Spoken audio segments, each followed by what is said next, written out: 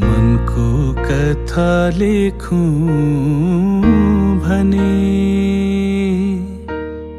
अधुरो नै रहन्छ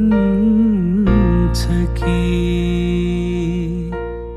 मनको कथा लेखूं भने